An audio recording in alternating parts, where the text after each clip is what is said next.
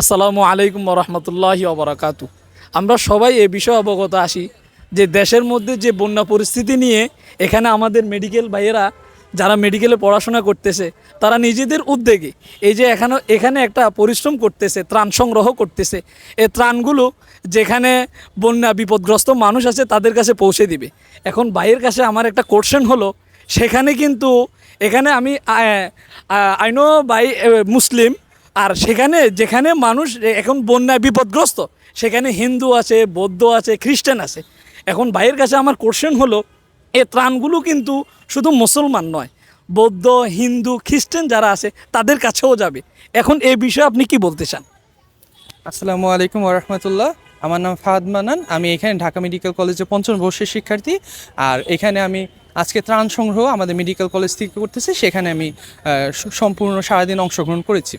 আচ্ছা ভাইয়া, প্রশ্ন করলেন আমাকে যে যে বিপদটা হয়েছে ফেনী, নোয়াখালী, কুমিল্লা বা তৎসংলগ্ন এলাকাতে, এখানে আমরা মুসলিম সহ অন্যান্য ধর্মের লোকরাও আছে, হিন্দু, খ্রিস্টান, বুদ্ধিস্ট বা অন্য যে কোনো বিশ্বাসের লোকরাও এখানেও আছে। তাহলে তাদের ব্যাপারে কি?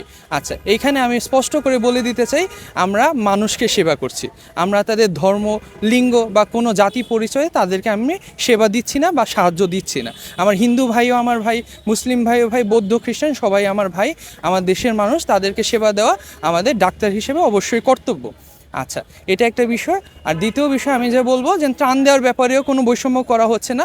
যাকে বিপদগ্রস্ত পাওয়া হচ্ছে তার জন্যই ত্রাণ যাচ্ছে, সে হিন্দু হোক কি মুসলমান। Thank you. এখন আমি হিন্দুস্তানের লোকদেরকে বলতে চাই, আপনারা এখন নিজের চোখে দেখলেন এখানে এই যে ভাই একজন মুসলিম হিসাবে সে এখানে ত্রাণ সংগ্রহ করতেছে। ওইখানে কে হিন্দু, কে বৌদ্ধ আর কে খ্রিস্টান সেটা কোনো দেখার বিষয় না। দেখার বিষয় হচ্ছে বিপদে কে আসে, তার জন্য আমরা সাহায্যের হাত বাড়িয়ে দিব। এখানে আমরা বসবাসরত সব প্রত্যেকটা এখানে মাখলুকাত আমরা যারা আছি প্রতিটাই আল্লাহর সৃষ্টিজীব। এখন আমার চোখের সামনে যদি একটা কুকুরও পানির মধ্যে থাকে, সে ডুবতে থাকে, আমার আপনার দায়িত্ব হলো সেটাকে উদ্ধার করা। হিন্দুস্তানের মানুষদেরকে আমি বলবো, এখানে এই বাংলাদেশের মধ্যে আমরা এখানে বৌদ্ধ, খ্রিস্টান, মুসলিম, হিন্দু যারা আছি সবাই মিলেমিশে আছি। কেউ আমরা কাউকে হিংসার নজরে দেখি না।